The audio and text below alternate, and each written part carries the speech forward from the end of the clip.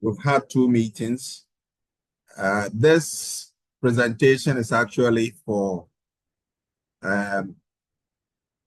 IIC students who are scheduled for a voice viva. In fact, they, at this stage, they are PhD candidates and they are being prepared for their voice viva. The voice viva is mandatory. They have passed through, their theses have been marked, and they have seen their way through, but they have to prepare for a voice viva, which they'll be presenting physically at Knowledge Web Center. And IIC reps from Cambodia will join us online.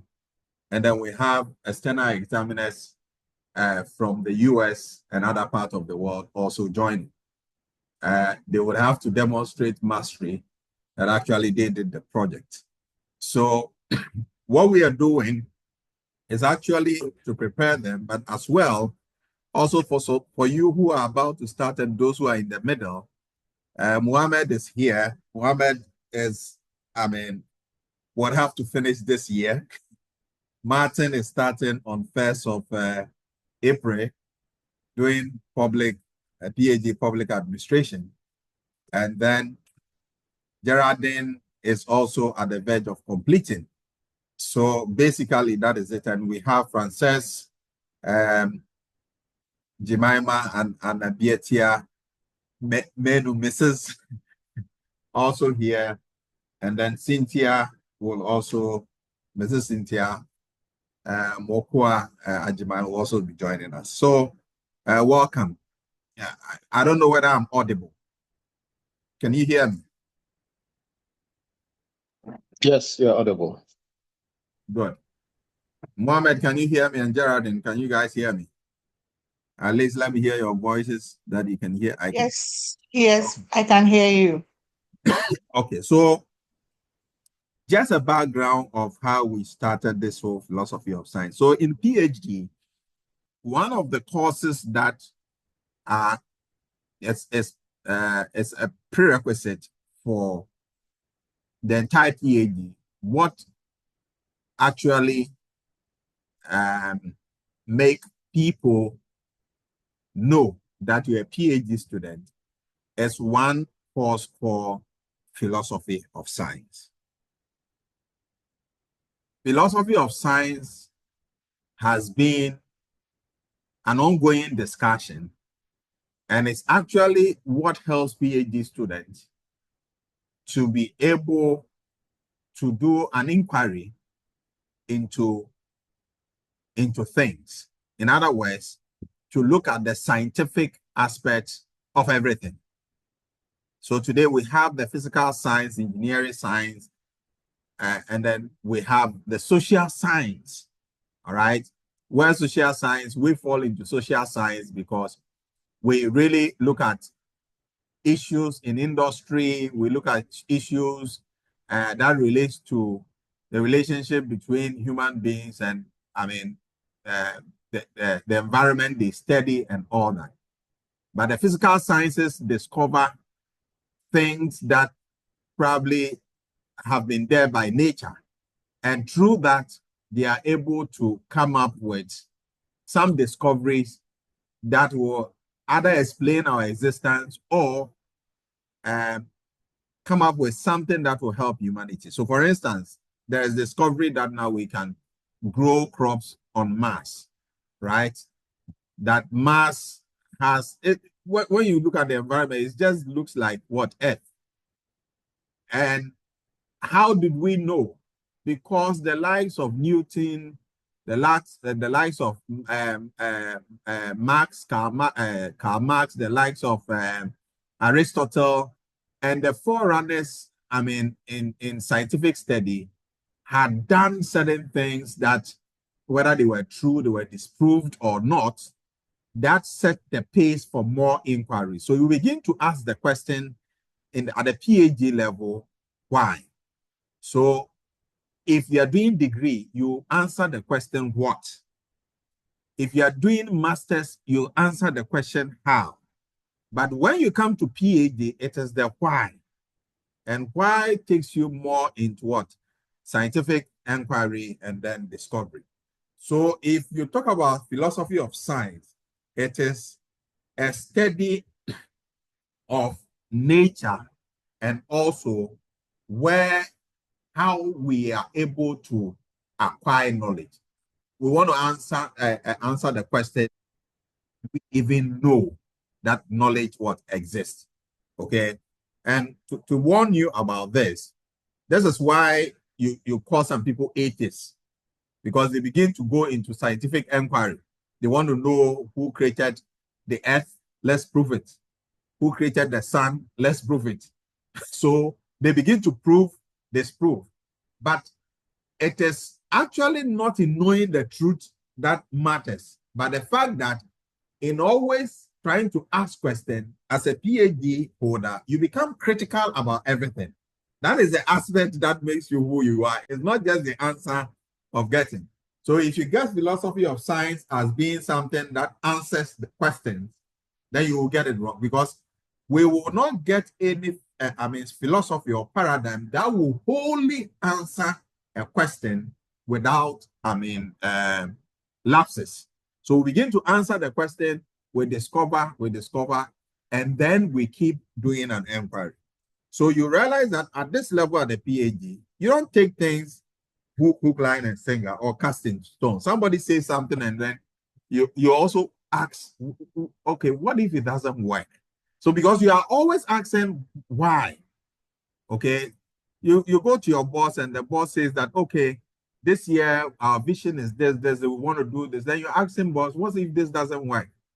And the boss looks at you, why won't it work? He said, we need to find out. So we have a backup, strategy. You understand? So you are asking, and that makes you a critical person. All right. So what we do in this philosophy of science is to ask questions, is to inquire about nature and see how we are able to relate to things. I'm doing just a recap of what we have done, because we'll be moving to something else today. We have asked the question, what is science? Okay. And one, we look at science as a systematic inquiry. All right. And I like this definition because it says that science represents humanity's most rigorous attempt to understand reality through what? Experimentation and theoretical modeling. So in science, what do? We experiment. All right. And when we are able to experiment, and the tools that we use for the experimentation, once it works out for us in a certain environment, we pick the tool and then we send it to a different environment. And then we use for the same experimentation, hoping that we'll get the same findings. If we get the same findings, then it means that that method or model that we use is gaining what? That momentum. So that model now moves on, when it's tested several times, to become a theory. Because what do we do with theory? Theory helps us to explain phenomena. That's what it does for us. It helps us to explain what phenomena, maybe a certain occurrence, a certain happening. And that's why in research, when you are doing particularly quantitative study, they will say that what is your theoretical underpinning or foundation. Reason is that the theory is explaining that, because the instrument that we use for the testing, the components in the instrument, you can name them or term them as variables. You understand that you are using. And then they have specific functions. So when you move them to a different location, you would want to define their functions as per what you did the first time. Or probably the environment is different, so you want to give it a different definition. But what you want to say, that when they ask you, which instrument are you using? You say, oh, it is from that instrument that I used for the first one. So if it is theory, you would have said that, oh, it is Cartesian theory, or it is theory of planned behavior. I pick it from there. because the variables are the things that you're going to use to test the situation. So once there is repetition in other jurisdictions, then it becomes a very strong theory, then you confirm it. So when it's saying that science understands as a reality through systematic observation and experimentation, then that's what it represents. So we observe and we see how we can what also experiment. Now, all what we are doing in the PhD, the fulcrum is on philosophy of science, okay? And I just want you to know that. We also have social science. So he says that science functions as what? A complex social institution with its own norms. It has its own values. It has its own practices that have evolved what? Historically. And I give you an example. When you go to a certain, community, or let's look at the hospital, when you go for lab test, there are instruments that they use, as it were, to do tests if you have malaria and all that. But as part of the norms and values and practices, you realize that when you are going to inside the lab, they might even ask you to remove your shoes, and they might even decide to put give you some what do you call it, PPEs to get in there. Those are practices. Those are things they do. When you come to our traditional system, and you are going to maybe a native doctor, the native doctor will tell you that here, when you come here, you don't come with your shoes. And then when you get here, you have to just bow down 3 times. They are norms. It works for them. You understand? Some of them, it is the values, what they respect. They say, okay, for this particular leaf, when you use it for medication, you have to pray over it or something. These are also, we are saying that those social institutions that has been established, science has a role to play. So we cannot say that because those ones are things that relate to society, we will not, consider them as very important. We also looked at scientific method where we looked at some methods that has been established. We looked at the Aristotelian deduction. We looked at the Baconian Induction and the Cartesian Rationalism and the hypothetical deductive model. Now, these words are words that you also have to adopt. Instead of saying some small, easy English language, you mention these ones. When they ask you, you ask them to also go and do PhD, just to show that you are also working. You understand? Now, what does the Aristotelian deduction say? But before I come here, I just want us to know that there are 2 schools of thought in philosophy of science. 2. Keep that in mind every day. There are only 2 schools of thought.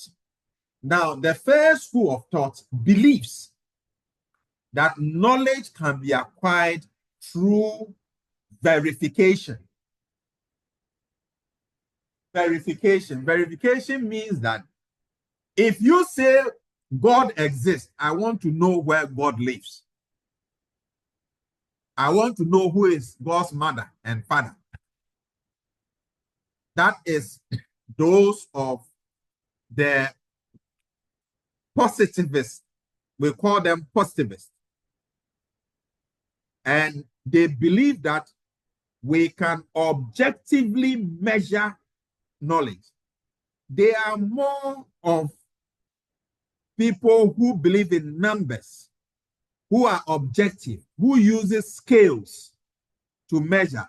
And these are the positivists. Keep that in mind. And then the second group are the relativists. Relativists. They believe that knowledge can be acquired through reasoning. Reasoning meaning that the fact that you know that there is air that blows, and that air gives you life, common sense should tell you that that air is coming from a superior being that is not known. And that superior being can, through reasoning, be known. You understand? So they believe that if you want to know God's house, that is unnecessary. The fact that you have life, you should know that if you are a creation of somebody, there should be a creator. So that is the reasoning. You get it? That's how these guys reason. So these are the relativists. The relativists are the people who believe in the moon. They believe in cosmic bodies. They believe in the stars. They believe in the future. They believe in fortune tellers. They can look at your hand and tell you these are the relativists. In philosophy of science, you can belong to just one, or you can stay in the middle. So if you are for the positivist, then you are coming from, in research, in terms of methodology, you are coming from a quantitative point of view. They deal with numbers. And if you are coming from a relativist, then you are coming from a qualitative point of view, because you acquire knowledge through reasoning. And reasoning will not be in one person's mind, head. It means that there are different people who are having different experience and different reasoning. And I'll give you an example. If we stand here and we gaze at the heavens and we look at the stars, and I ask someone that, what do you see? One person will say that I see the moon. The other person says that I see a big star.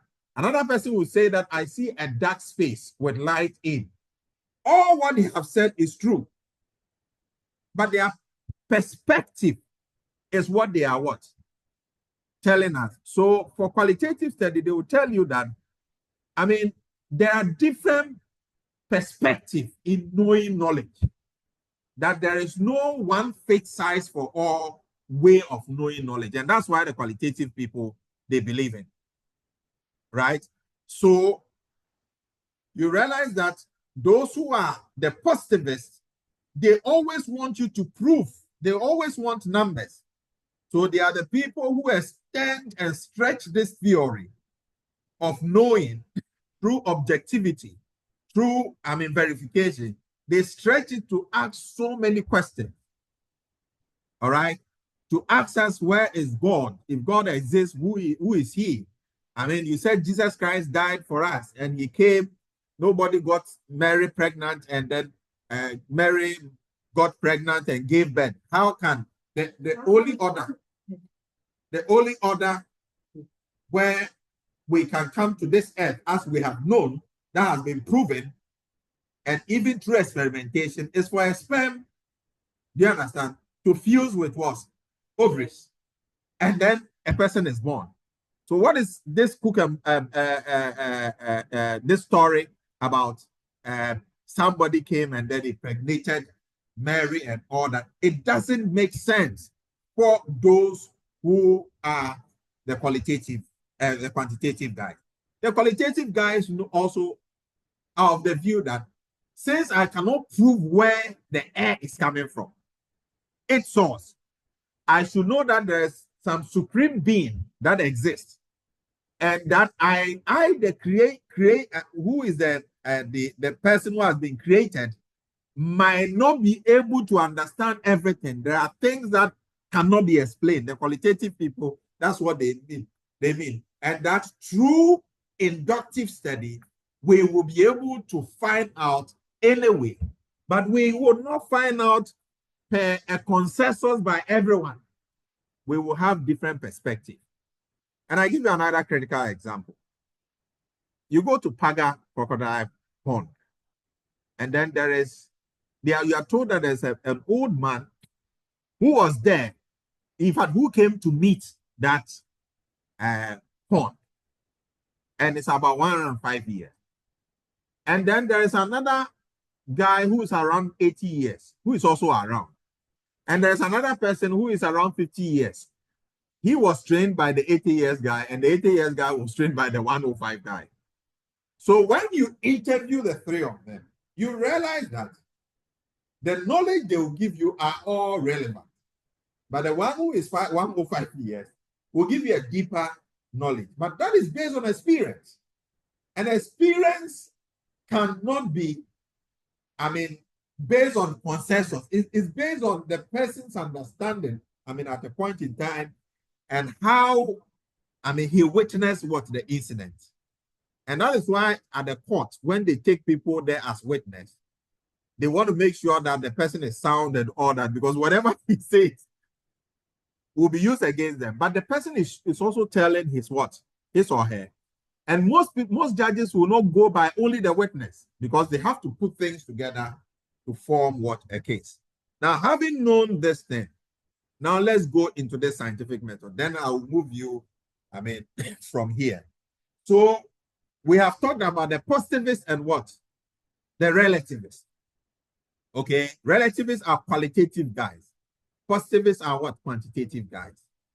And that is why in research, when you do not, at the PhD level, when you do not establish your philosophical stance very well, and now you begin to mix qualitative to quantitative, you use a paradigm that belongs to quantitative to qualitative. What you are doing is that you are continuing the fight that they started some, 100 years and past, where the qualitative guys were fighting. In other words, you have changed the gender of the study. You understand? And I tell people that in research is a sin. It is not an error, but it's a sin. Because these qualitative and quantitative people have been killed because they defected. You get it? So if we are using that approach for research, we should be minded that when we pick qualitative, it should walk through the topic, through the problem statement, through the objectives, through the research questions, through the literature review, through the methodology.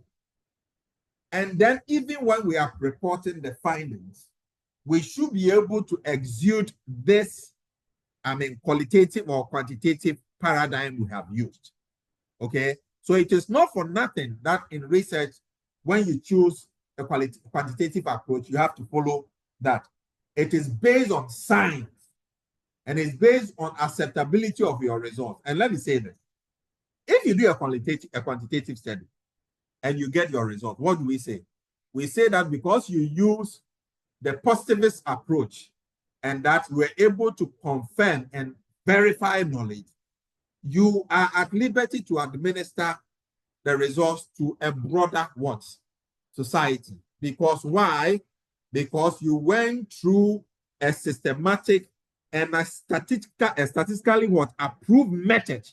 Hypotheses were tested, and you use a sample developed through statistics to get what? From the population. And the sample really represented what? The population. And for that matter, you can use the sample to explain what? Any phenomena. But the qualitative, the paradigm says that you sought for perspective. You could not use a larger sample size because you are looking at what the experience and the lived experience of the people. So you are interviewing about 30 people or even 20 or 15. In some jurisdiction, you can interview only one person.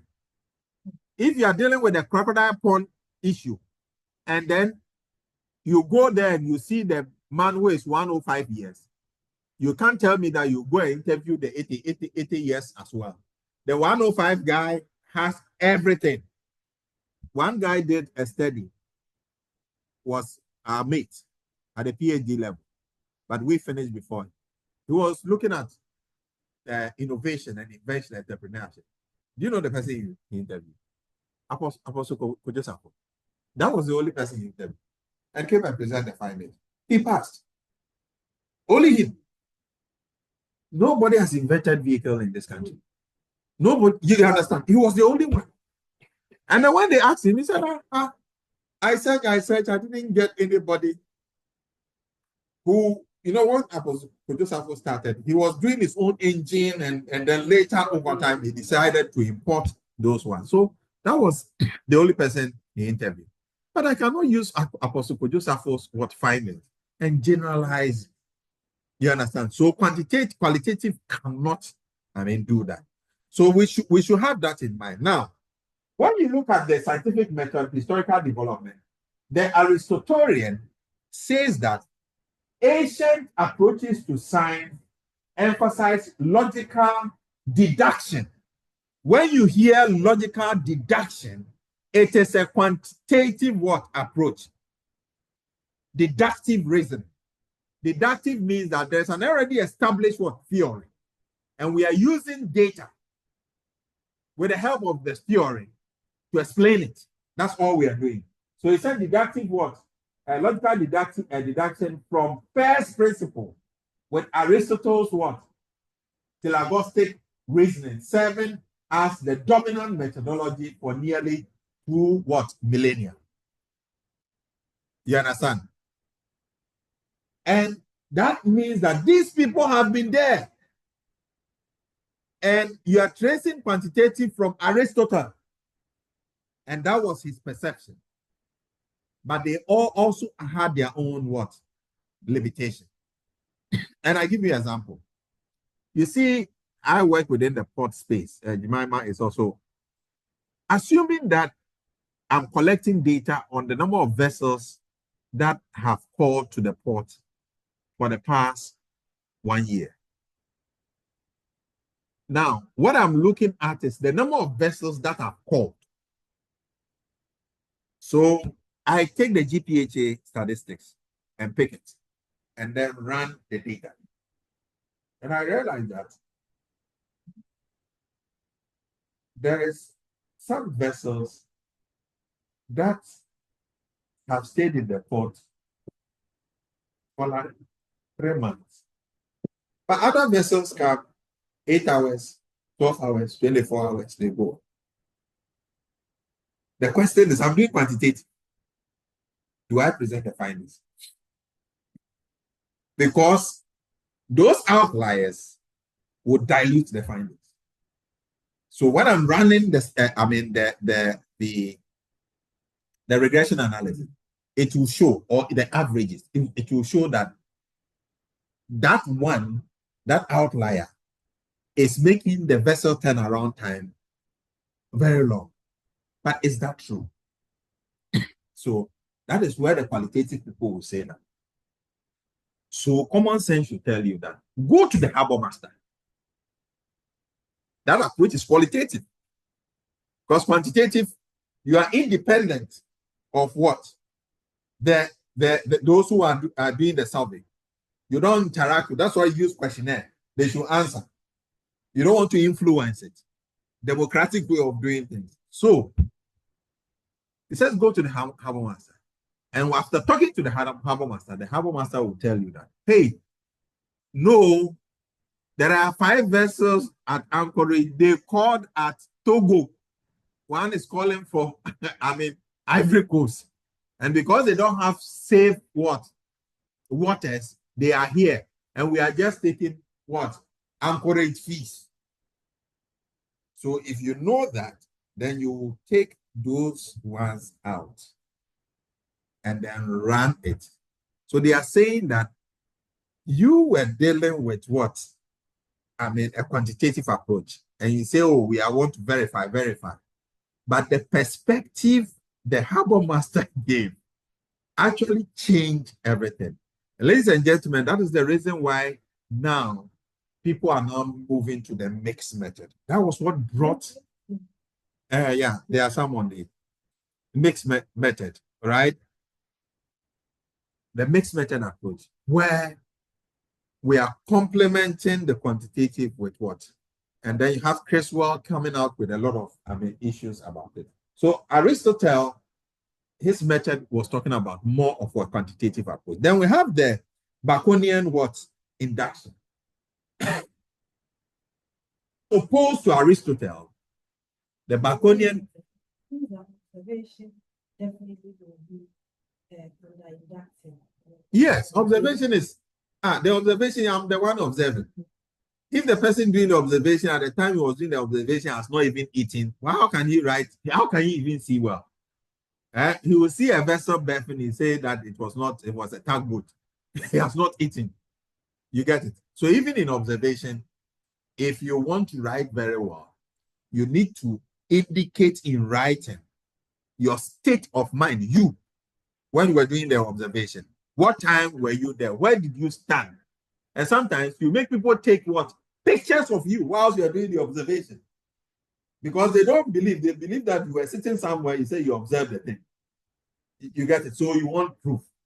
So Baconian Induction says, and it was from one philosopher called Francis Bacon.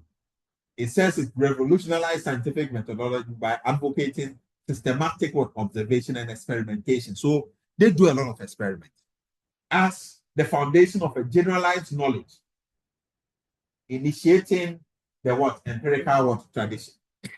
So Baconian, Francis Bacon, believe in what? Inductive. And then the Cartesian Rationalism, and this Descartes guy emphasized mathematical reasoning and deduction. So he believed in what Aristotle had indicated, right?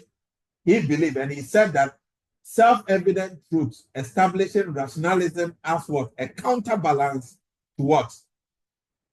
Pure empiricism in scientific what? Inquiry. Okay? So, even though he believed in it, what he indicated was that mathematical reasonings and deduction from self-evident what? Truths. Okay? You are doing that from self-evident what? Truths. Establishing rationalism as a counterbalance. You understand? To pure empiricism in scientific. So rationalism is the Baconian what do you call it? Perspective. And he's saying that you can't rationalize. Okay. And then the hypothetical deductive model, which purely deals with quantitative. Okay. And this is where we formulate what? Hypothesis from deductive what? Prediction. So in formulating a hypothesis, we would have said that, okay, Jemima and Jemima et al.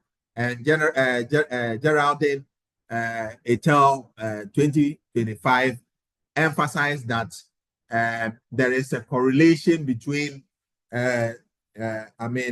logistics performance and, organizational what performance, right? Based on this finding, this study hypothesizes that there is a likelihood of, then you bring the hypothesis. So it is based on some empirical what? Findings that generates that. And I want to give you an example so that this makes a lot of sense.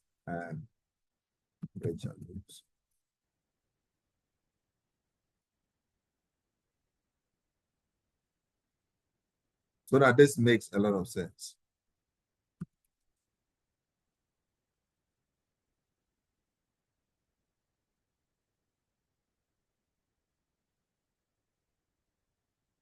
Please, if you have any questions, let me know.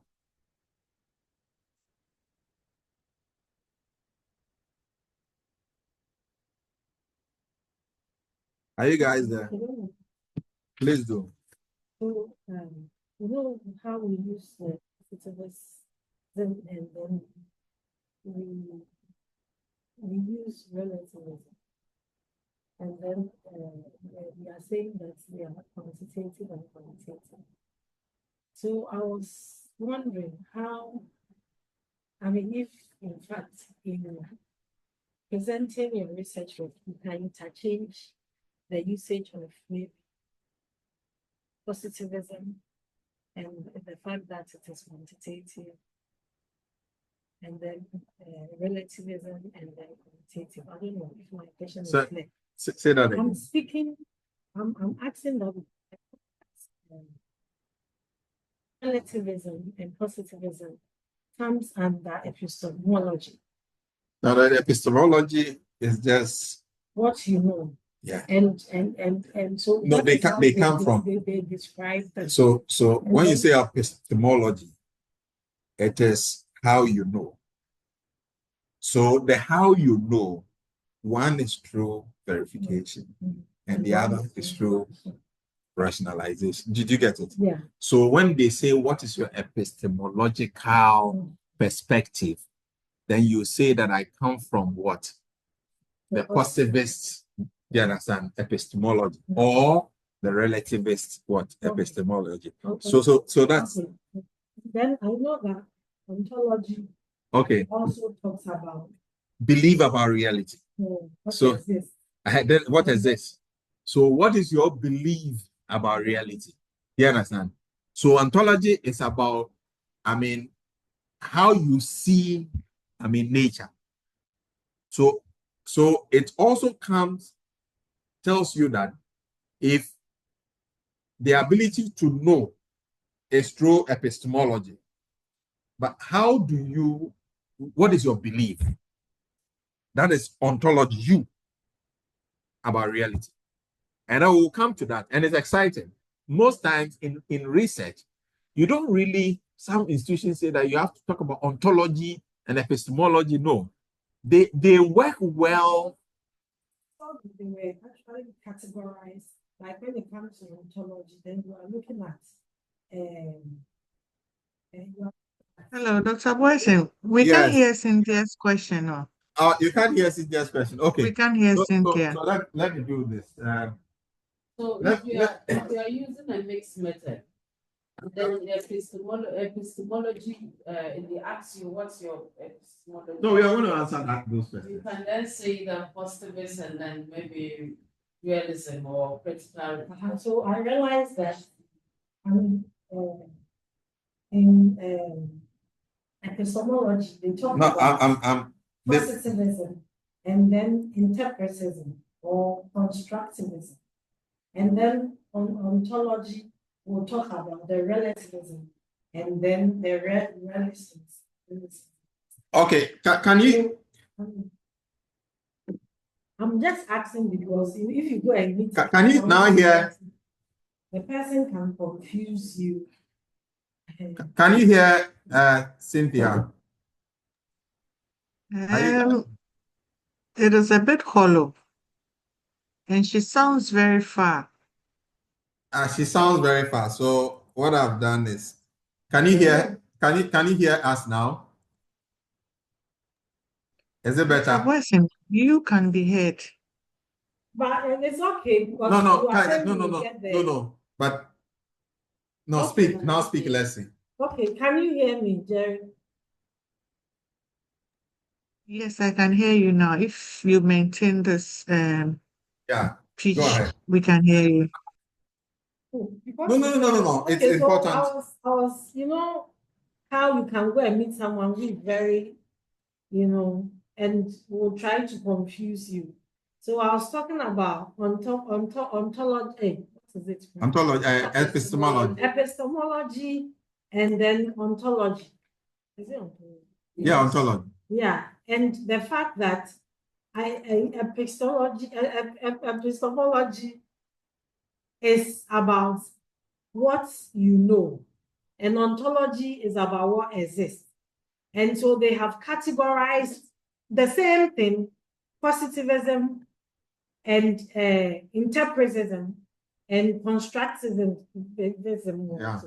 And then now that is epistemology, and then ontology will talk about the relativism and then the relativism, something like that.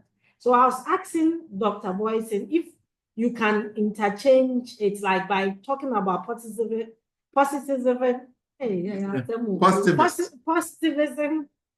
and use relativism, like those two together, because one will fall under ontology and one will fall under epistemology. Yeah. Okay. And so Dr. Boyson said he will get. We'll get there. So I didn't want to, Yeah, I want to draw your attention. I was saying something and I got into hypothesis. When we're talking about the other one, which is which is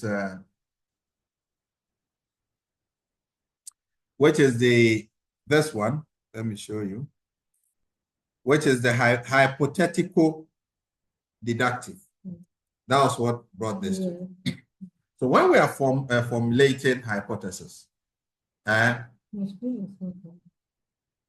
when we are formulating hypotheses, this is what we do.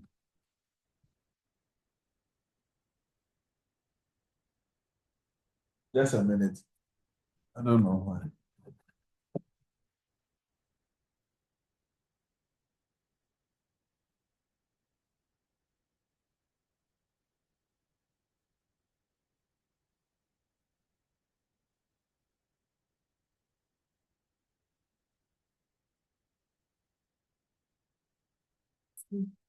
Done.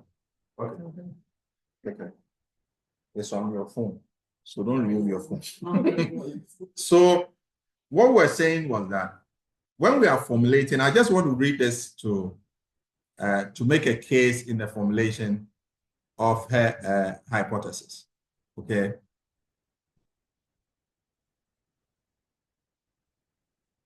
Okay. Let me read here. It says evidence from case studies highlighted service firms with structured leadership engagement program, including executive-led compliance audits, ISO certification, investment, and leadership training on integrated management system, report better risk management outcomes and process optimization. Now, furthermore, firms that embed leadership-driven compliance culture experience higher workforce motivation and improve customer trust. As ISO compliance become organizational priority rather than regulatory obligation. Then drawing from these theoretical and empirical insight, the insight was all the discussion. You understand? This study proposes the following hypothesis. So I was drawing attention to the fact that when we come to the hypothetical, you see, everything we do is based on science, right? It says that modern science synthesizes these approaches through a cyclical process of hypothesis formulation. And in literature, when we are formulating hypotheses, there are two things. What is the theoretical foundation? What is the empirical evidence? Based on that, and I give you an example.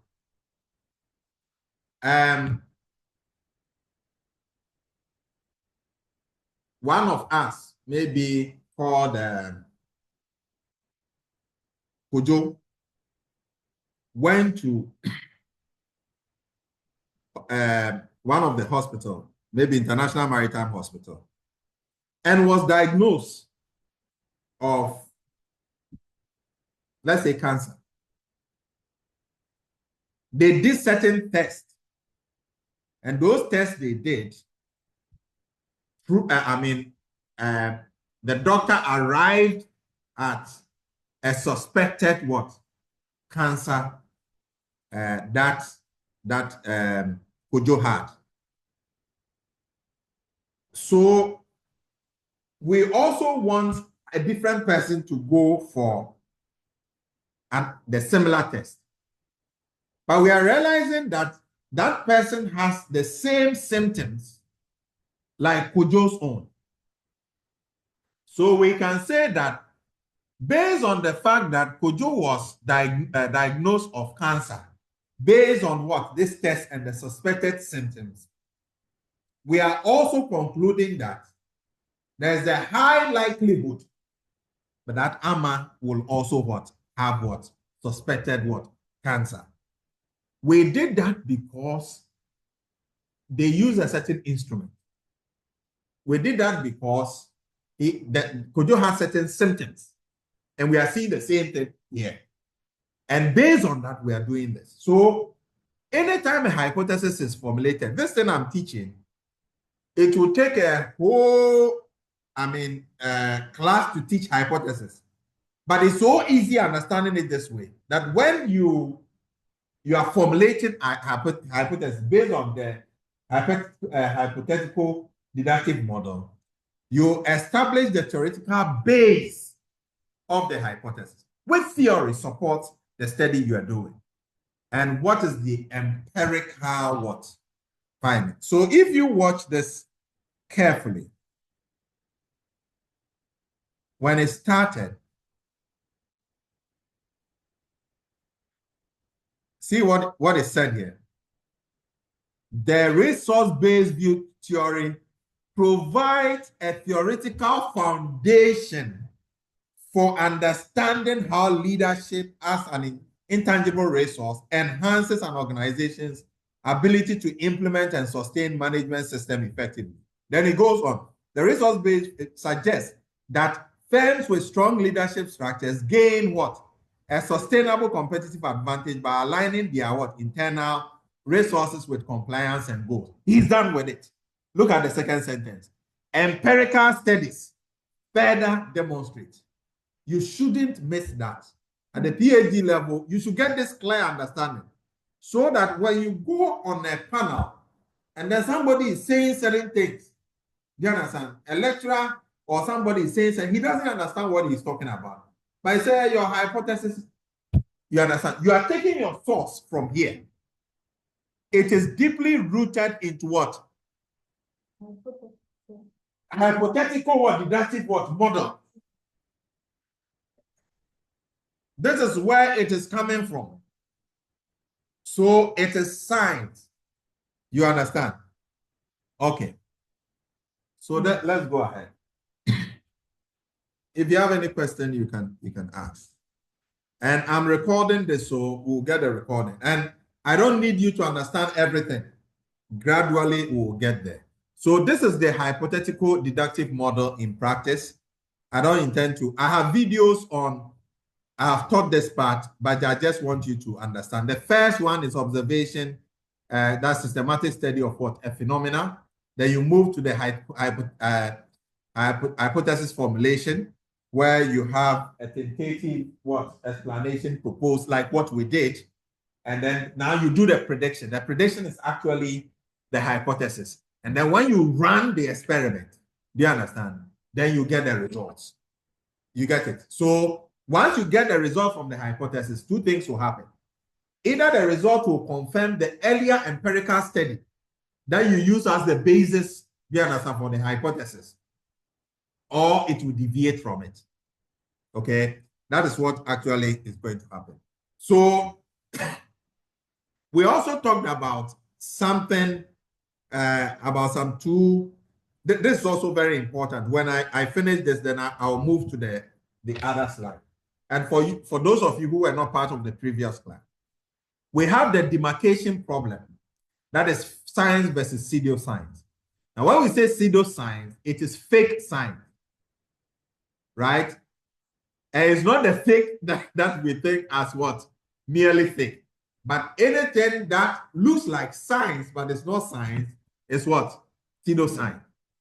And what is the challenge? We say that the demarcation problem addresses what distinguishes genuine scientific inquiry from what? A non-science or what? Pseudoscience.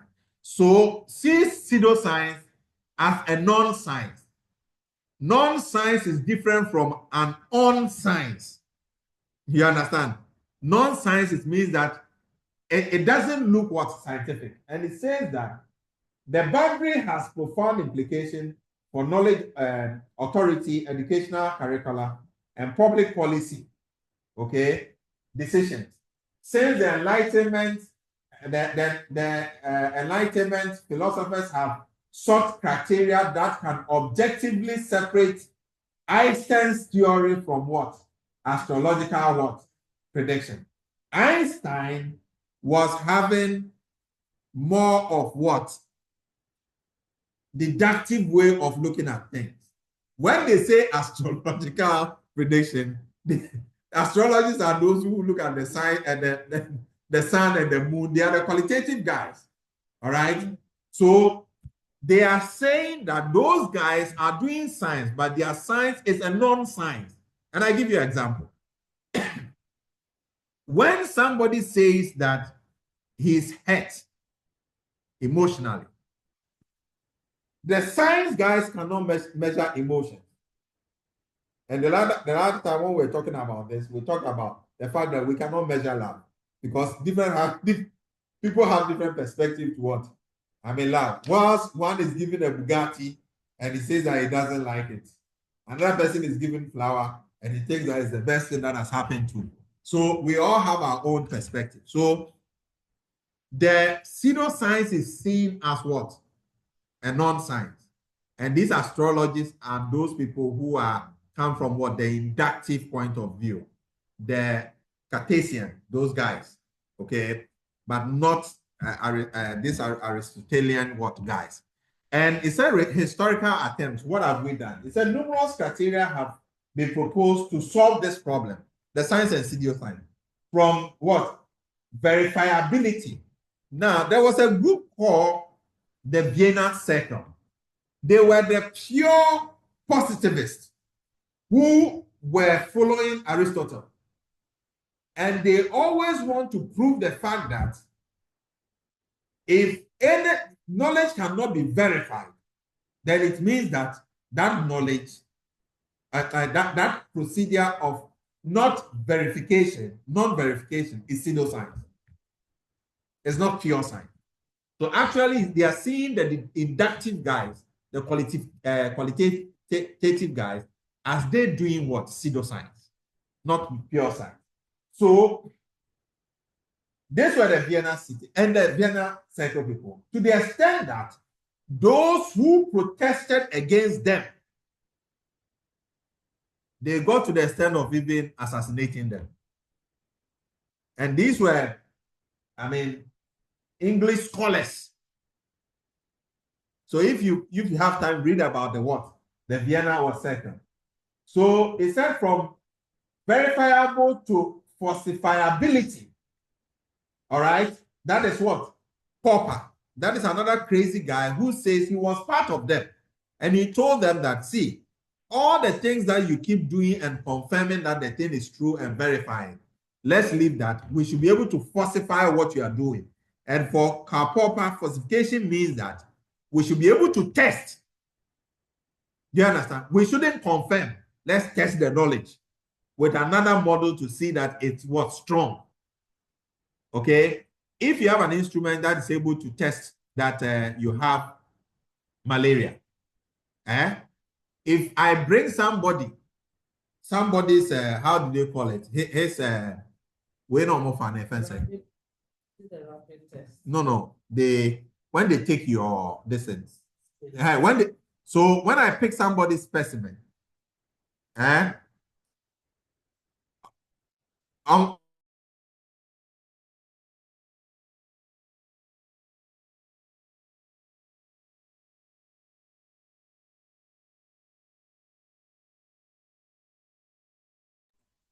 when we pick the specimen and the person doesn't have malaria, the person doesn't have malaria, the specimen and the test should be able to say that it is not malaria. But we should not always bring what? Somebody who has malaria specimen to test. That's what Karl Popper was saying. That we should be able to falsify. Okay? So he said from verification to what? Falsification to what? Puzzle solving effectiveness. That's Kuhn. Kuhn also said that there are different perspectives. You understand? Anytime there is what? A paradigm shift, which is mostly through what? A destructive what? Technology. An example is what? COVID came. When COVID came, we realized that all the rich people, all the medical people who said they could see things, all their models didn't work. The financial meltdown crunch in 2008 was an example to show that all the risk models that we use never work. So Kuhn is saying that if there is a paradigm shift due to what? Technological destruction. An example is AI. AI is going to make all the academic structure to change, and people don't want it to happen. Kuhn was saying that I agree that we can verify. that most times verification is not adequate. There could be a destructive, technology that will take this thing in a different path. Okay, so I just want you to know that Karl Popper and Kuhn were all part of the Vienna circle. In fact, these people wanted to kill them. They wanted to assassinate them because one was saying that what you are saying, you cannot have 100%. That's Karl Popper. He said falsification, not verification. And then Kuhn was saying that also there's a new paradigm shift, and that we should follow. So we are saying that this has been the historical attempt that has happened. But when it comes to contemporary relevance, the demarcation problem, and the demarcation problem, get it clear. There was this Vienna circle guys who held the view that those who could not acquire knowledge through verification, they are doing pseudoscience. Get this clear. They are not doing what? Science, it's pseudoscience. And then Karl Popper came from the same Vienna circle to tell them that what you are saying is not wholly true. We don't have to always test for malaria. We have to also use those who do not have malaria and test them and see. And if the instrument is able to prove that, then it means that our theory is strong. And then Kuhn also said that there could be a paradigm shift. Something can happen. And he's given a number of instances. There have been this COVID thing that has happened before, some years back, where people were wearing nose masks. What happened to the medical industry? All their tests didn't work. They could not even foresee that the virus was coming. Okay? They couldn't see. So that was what Kuhn also said. So what we are saying is that this attempt has happened. And that is to also play down those who do the inductive study, that they are doing pseudoscience. But they also believe that what they are doing is science, not pseudoscience. But in fact, most times, theories are generated through those science we call the pseudoscience. It's the qualitative guys that most times develop theory for them. So we are saying that the demarcation problem remains urgently relevant to contemporary world society, where pseudoscientific claims about vaccines, climate change, and alternative medicine compete with scientific consensus from the public attention. That is true. The pseudoscience people, they compete with them. So understanding the philosophical foundation of this distinction, please, this is the thrust of what we are doing. This distinction helps us navigate an increasingly complex information landscape. So ours is to understand that these things exist. And then you will have to take a certain path.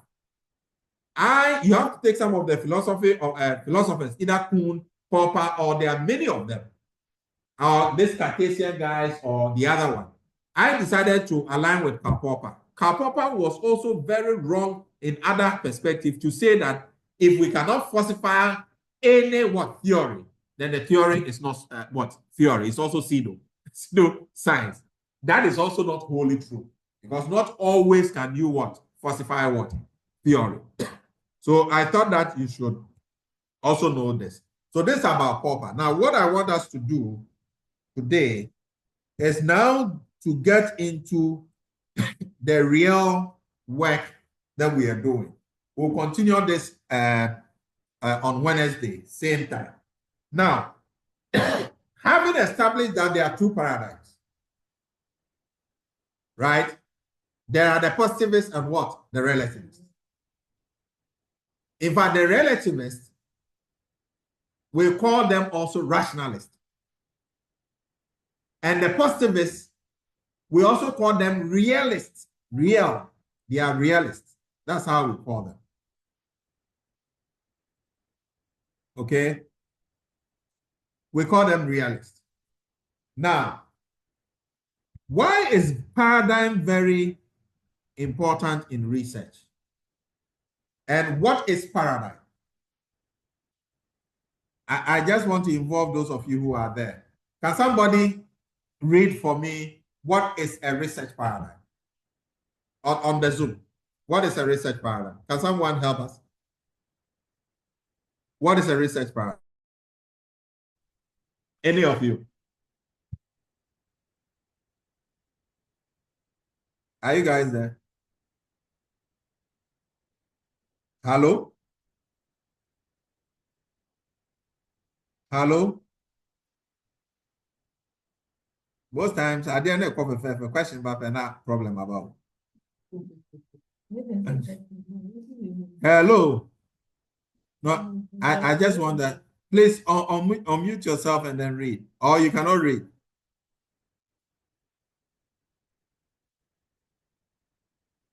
Hey.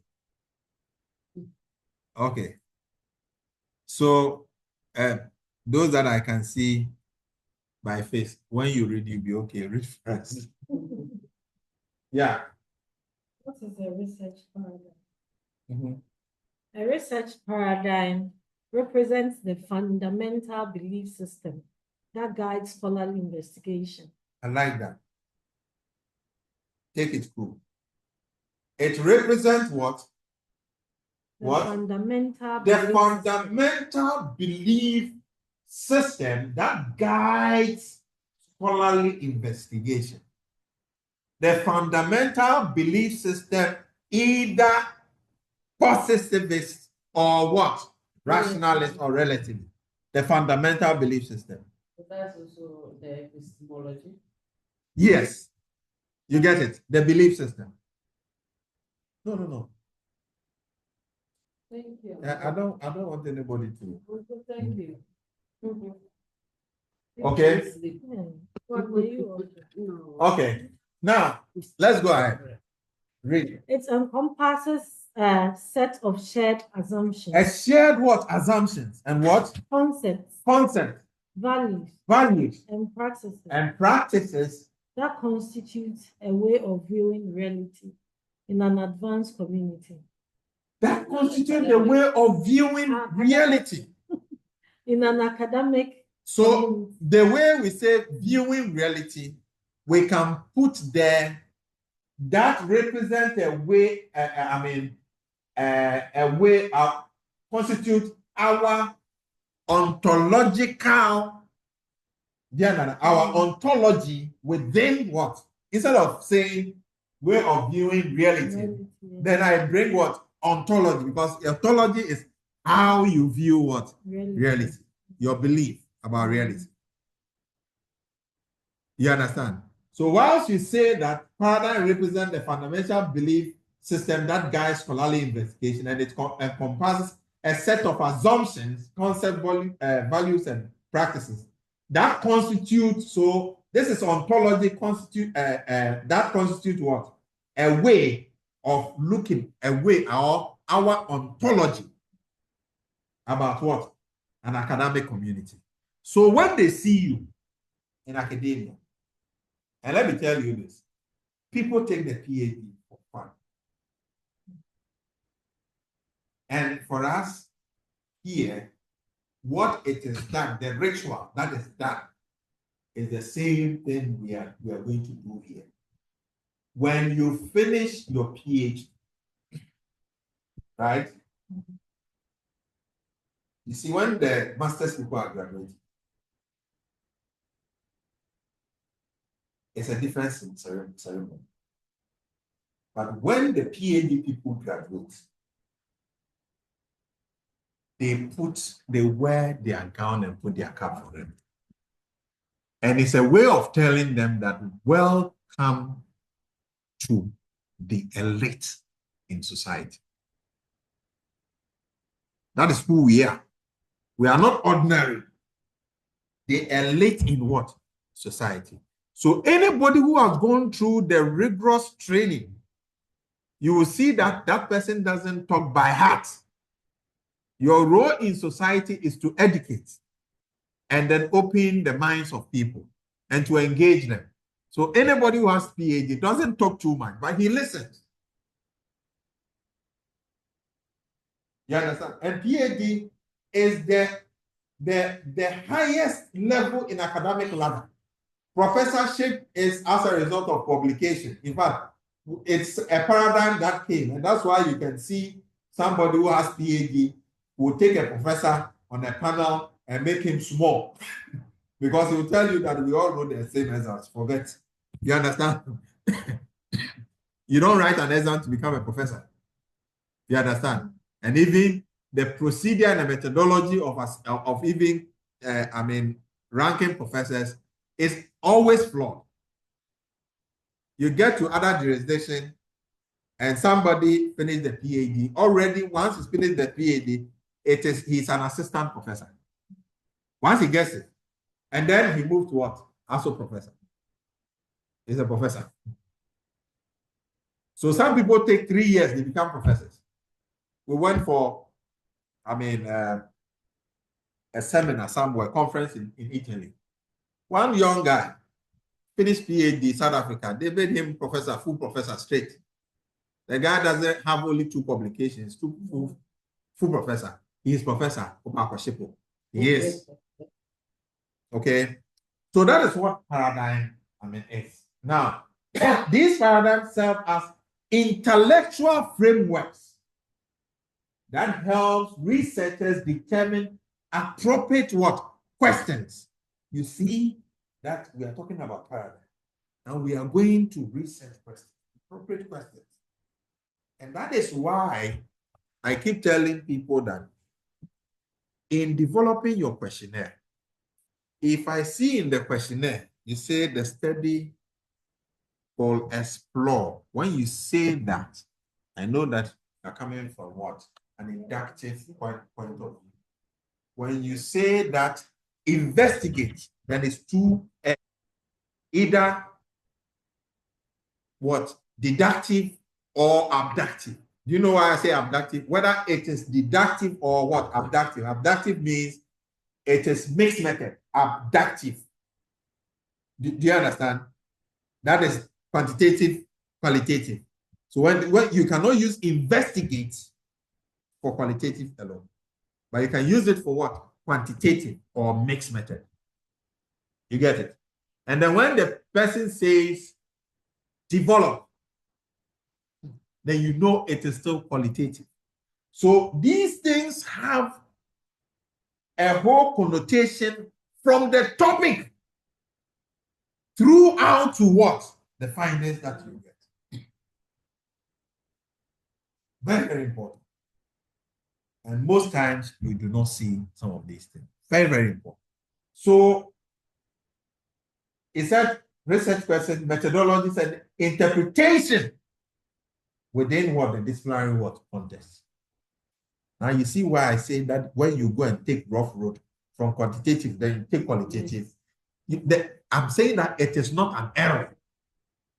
Where you are coming from, you have sinned against what? The paradigm.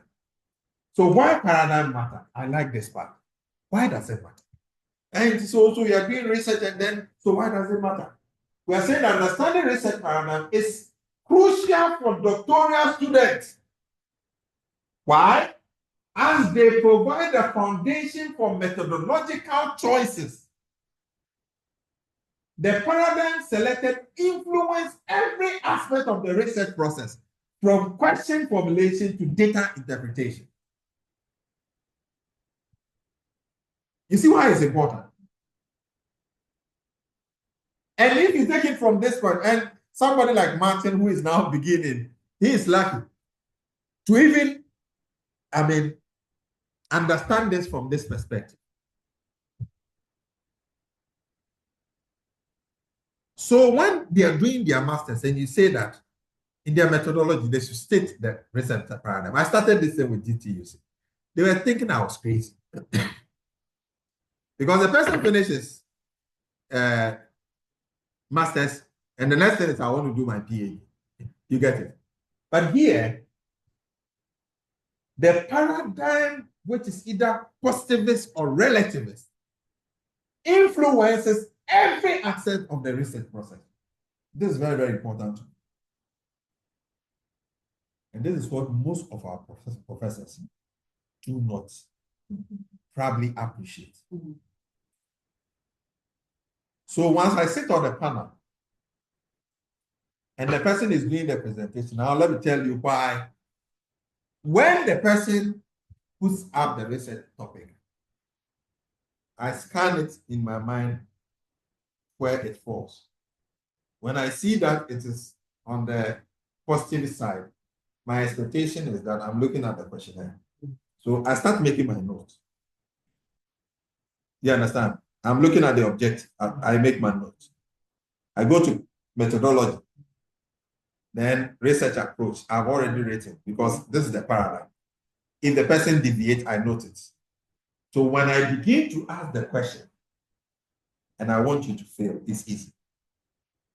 Because if I see that you have picked a different paradigm, they're using it for the research, and everybody has not talked about it, and I see that our panel also has a problem.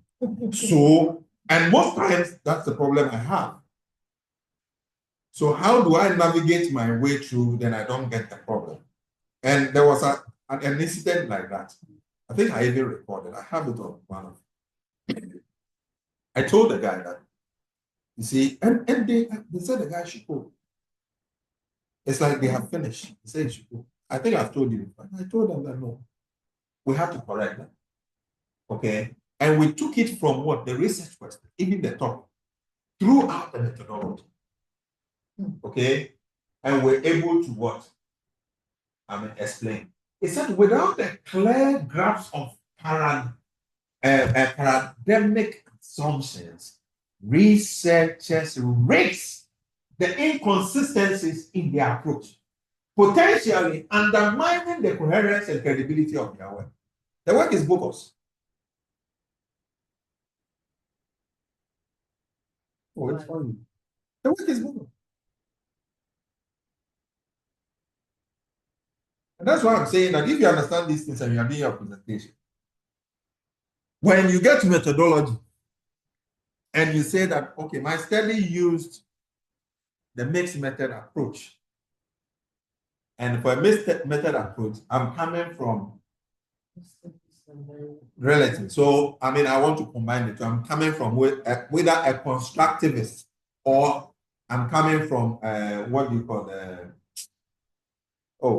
this thing I just, no.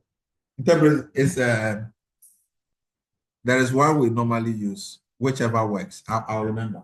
I'm coming from that pragmatic point of view. And from pragmatic point of view, my ontology, you understand? My belief about what? Reality. My ontology is the fact that there is no one fit for size solution. In addressing, the research that I'm undertaking. So I'm looking at which model works for me. And in doing that, to compensate for the limitations of what? The quantitative and the qualitative, I chose to use the mixed method approach. You understand? So when you say that, and you say that your ontology is constructivist, or you are coming from the pragmatic point of view, then the pragmatic point of view is your epistemology that we talked about. You understand? But the belief of that is the ontology. Okay? So I am crazy about this part. This part is everything to what we are learning. I'm saying that without a clear grasp of paradigmic what? Assumptions, researchers raise the inconsistency in their approach, potentially undermining the coherence and credibility of their work. Now you understand why I told you that if you go and pick qualitative, sampling technique for quantitative work, you have not only committed an error, it's a sin. You get it? It's a big sin. If you don't know whether it's a fun, so we should put it on. Okay. I know you are struggling. I will finish it. So look at this. The element of research paradigm. This is what you ask. So ontology, nature of reality, and what we can know. All right? Gerard, are you there? No, they are on. Here, please. Oh, okay. I wanted you to read something for me, but I realized that. So, ontology, nature of So what reality. should I read? Oh, okay. I'll get to a stage where I'll make you read. So, ontology, nature of reality, and what can be known. Nature of reality and what can. Epistemology, relationship between the knower and what can be known. You understand? So the knower and what can be known is called what? The epistemology. And then nature of the reality and what can be known is what? The ontology. Then we have the axiology, which is the role of values in what? Research. Then we come to what? Methodology, which is the logic and procedure of inquiry. Then the method. Take note. There's a difference between methodology and method. The method is a specific technique and tools to use. In fact, in reality, method is actually the data analytical tools that you want to use. The methodology is the entire process you go through in the research. That is from topic to completion. That is what? Logic and procedure of what? The inquiry. All right. So in our research, when we say methodology, that session, the methodology is talking about from the topical through and how data will be analyzed. In fact, some researchers believe that research starts from chapter 3. That is methodology. Do you know why? He says that the problem you state is the question. The literature you reviewed are people's work. But the work you want to do itself is the methodology. You get it? So the method is part of the methodology. Does that make sense? So there are 5 interrelated elements from the comprehensive framework of research paradigm. So this is it, right?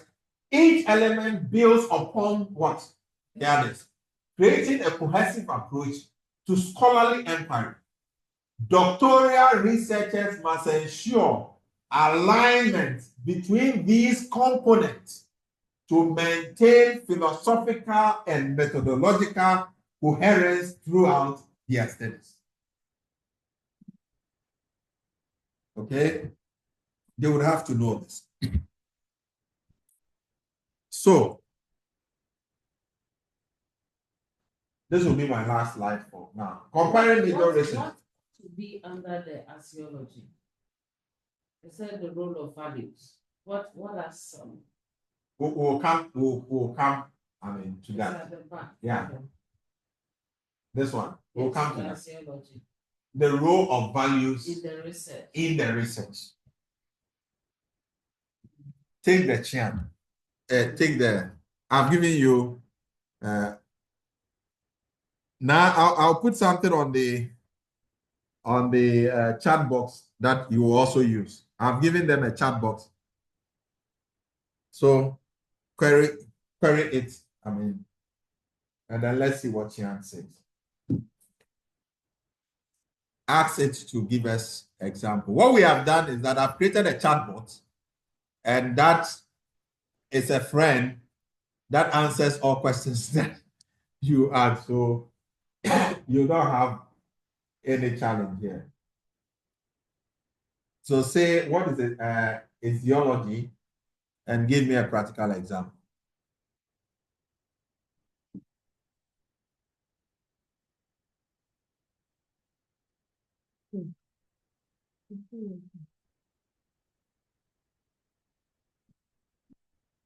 Yeah. Matthias, are you there?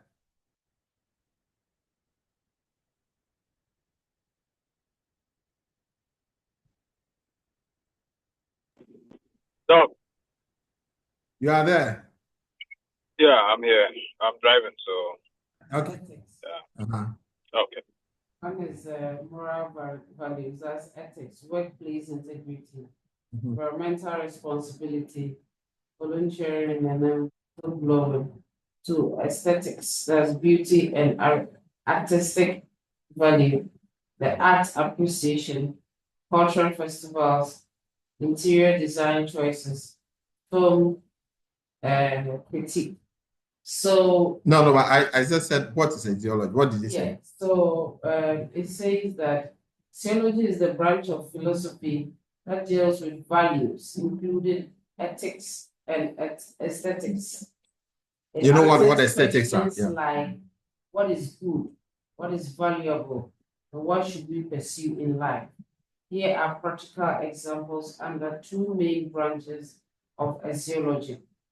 One, that's the ethics, that's the moral values. And then two, aesthetics, the beauty, and then artistic value. So, from my understanding, is the layout of your research, the ethics value, maybe copying, plagiarism, and then citing appropriately, So the structure. see, the and beauty then of all research, that. the beauty of research is that in your methodology, there is a section we call ethical consideration. Yes, That is where axiology it's found. is found. You get it? And then the How, yes, layout, how you interacted with your respondent. Were you objective with them? Did you read out, the ethical statement to them that at any point in time, especially qualitative research, if you are using secondary data, like your secondary data, you don't need, because whoever collected that data has inherited everything. But your own, which is in-depth interview, you would need to sit with the person and say that, okay, please, I'm conducting this study on this and that, and I have some few questions to ask you. The questions will take just 15 minutes. Would you agree for us to proceed? But if you do, I would like to administer the ethical statement. Then you read the ethical statement, the person. Now, what we are doing is based on ethics. Within ethics are the values and the belief system in there in research. You get it? Which we all have to watch. So if you are not being ethical, that means you are going outside. So when they ask you what is your axiology, we are talking about what? The values. So look at the interesting aspect. After the name and after what can be known. All right, you come to what? You, the researcher, your relationship with what can be known. Do you understand? Then now you come to the values.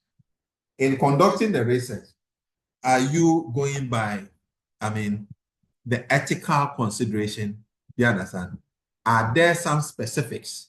In fact, that is why if you want to collect data from any other of the medical data, they'll let you go to this place, you go and sign, you go here, you go and sign, because they want to make sure. Then we come to the methodology itself, that the approach to the research itself, the whole research. How did you formulate your topic? What did you take into consideration? Because if you want to get a topic comes out of intense literature review and the gaps, and then out of that, you pick your topic. This one must go and align with the ontology. Ontology, yeah. You have to do that. Yes. But in doing that, the ethics must be there. You get it? The ethics must be there. Otherwise, you have your problem. But this one will come out very nice when we now go into the methodology proper. So this will be the last stream, and then tomorrow, Wednesday, we'll continue. So comparing major research paradigm, right? And it's interesting. Please get this thing in your head. I call it, there was one I gave to you, I call it the seventh commandment or so, right? That you need to have in mind. So the element is the philosophical stance. And the element, you have one philosophical stance. So when we say philosophical stance, you need to state where you belong. And that has to do with what? The paradigm. Here we have what? The qualitative what? Paradigm. Either interpretivist or what? Constructivist. Then we have what the quantitative what paradigm. Whether what Positivist or post-positivist. post. But watch this clearly. You see, it said interpretivist or constructivist. It means that, you see, the interpretivists were the purely qualitative guys. Constructivists are those who departed and said that you cannot be 100% qualitative. You understand? It is not exclusive. You see the same thing that has to do with the positivists. The post-positivists are the Kuhn and Karl Popper. You get it? But the guys who want to stay in the middle, they are the pragmatists or the pluralism. You understand? They want to stay in the what? In the middle.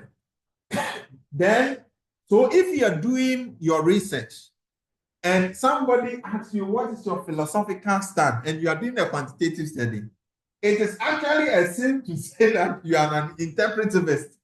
You get it? It means you don't know what you're doing. What you're saying. Because So what? then the question that I asked comes to play. Yeah. So when you are What asked what is saying. your philosophical stance, and you go and say I'm a relativist, you are talking about ontology and not your philosophical stance. Yo, but you I see, know they are- no, it's okay. It's okay. You But understand? if you align with your research, It's okay. It's really the same thing. Yeah. Go and it is if you are you are a qualitative person and you go and talk about pragmatism. Yes, then you are lost. Okay, so that one is accepted because No, pragmatic is it's for mixed. it's mixed method. So you cannot be You cannot be. Geraldine and then Martin, do you get what I'm saying? And then Muhammad, do you get what I'm saying? Yes. pragmatism. Yeah. So did you have anything to share on this? Is it exciting? There's a confusion we get ourselves into in research. And the reason why people struggle most times in research is this foundation is not laid. All right, so they mess up. And they don't mess up alone. They mess up with their supervisors. You understand? Because most supervisors, I don't want to blame them, may not have gone. See what we are doing. I'm telling you, these guys, they are finishing their, they are going to do their Viva.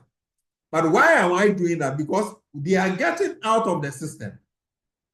The tendency that when they get out, they will be very still. And even don't get back, is high. So what they've been taught, now we have brought it in a practical manner. So for you,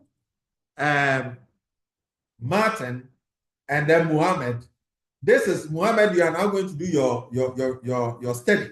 You understand? You are now going to come out with your topic on one. These things will guide you.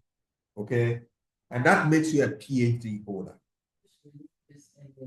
You get it? So, when you come to ontology, you see qualitative, you said relativism, like you said, okay? Or multiples, what? Reality. I like that. Multiple perspective to life, okay? You cannot have one fixed.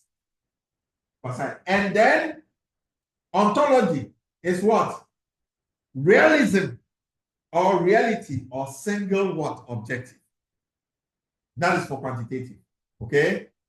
Quantitative says what? Single objective or realism. I tell you that anytime you talk to anybody and the person tell you that I am a realist, you should know who the person is. You understand? The guy doesn't deal with, you come and say something that, oh, Charlie, I prayed and God gave me this day. When did he talk? When did you meet him? He did what? You understand? That, yeah, relativists are more qualitative, but realists are quantitative. And then here is both multiple and single what? Reality. Then epistemology, here subjective. And I like this. They co-construct knowledge. In fact, the qualitative guys, they co-construct. It means that I'm using Geraldine's what? Knowledge. I'm using that of Martin and Muhammad. I'm using Frances, and then I'm co-constructing. You understand? So it is what you said, what he said. When we put it together, we are able to construct knowledge. But these guys are saying that no, it's objective. If we don't put metrics on measuring it, forget it. And he's coming from those guys like Feckenbaum and others who believe that, hey, if you can measure something, that it means you know something about it. But if you cannot measure, the reality is that you cannot improve. And it's one of the principles for these ISO guys. If there's no measurement, don't talk about improvement. You understand? That's what they believe. Okay? So, and then the research approach. You see? Deductive and what? So this comparison highlights the fundamental differences between the three major research work paradigms. Each paradigm operates from different philosophical assumptions, approaches knowledge generation, and views on the nature of what reality. Understanding these distinctions help researchers select the most appropriate paradigm for their specific research question and disciplinary work context. This thing we've not been taught. And that is why when you are doing the PhDs, it's just when the person is finished with the PhD, proud, they come and sit down and say, this was it. Sometimes, even if you are taught from the beginning, I don't need to do it. It is like you watching a movie. Yeah. So Wednesday, we are going to look at the qualitative paradigm. Now we are going to, in total, what you said. You understand? The ontology of it, the epistemology of it, the theology of what it, you understand? Then we go to the method of collecting what? The design, the research designs that goes with qualitative research. So that when you pick approach, you should know that there's a design that goes with the approach. Okay? Yes. So when you mix it, you have a problem. Look at this. You love qualitative research. Trust me, when we are done with it, you love it. See, we will go into phenomenology, right? I told you about the story. We will look at ethnography. Okay, we will look at what? Case studies, right? And then we'll look at what? Grounded what? Theory. And then narrative what? Empire. There are some research that you report in the narrative, format. And it's all part of what? Qualitative. That is actually what Anas Arimiao, how he reports his findings in a narrative, manner. And the reason why people have issues with him because of the fact that he's coming from a point of view, and they believe that there are some subjective issues in there that he adds to the story, and that they think that the story is not credible and all that. Okay, so we draw the curtains down for now. Oh, no, you want to skip and go to quantitative? This qualitative. You see that? You see, qualitative data collection. They are all here. We are going to kill this. See, this research, when you know this, that's all. Then qualitative data analysis approach. Have you seen it? It is there. You cannot do different things. Trustworthiness, and you see, they are all here. And then qualitative research case example is here. And then quantitative research. You treated the way you treated the other one. Yeah.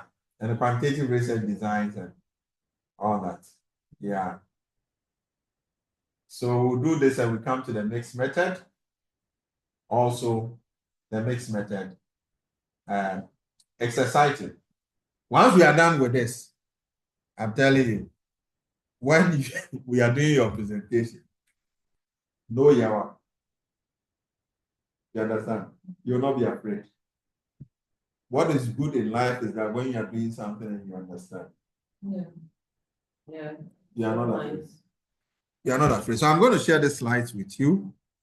And once you are getting out of this place, I mean, when they see you, you talk to them, they should get the fever. I mean, the virus, you have to, they should know that they're speaking to a scholar.